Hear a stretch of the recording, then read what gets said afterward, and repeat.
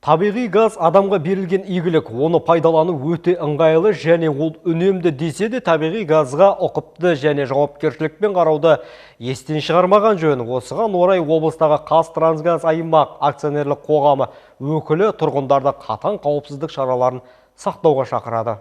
Газ қайғылы жағдайға әкеп соқтырмасы үшін оның жабдықтарына ұқыпты қарап, күнделікті өмірде газды қауіпсіз пайдалану ережелерін сақтау қажет.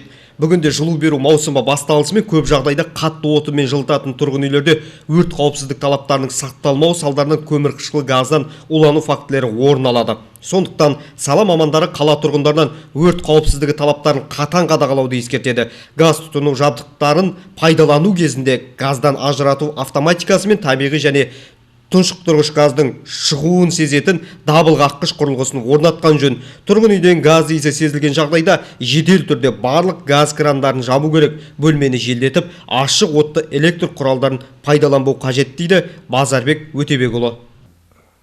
Қауіпсіздік мақсатында газдану сигнализатор дейміз ғой. Табиғи газға және одан шығатын улы газға арнайы газдану сигнализаторын орнатуды кеңес беріп жатырмыз. Егер үйде газдың иісі анықталған жағдайда дереу 104 телефоны бойынша авариялық диспетчерлік қызметке хабарласуларыңызға болады.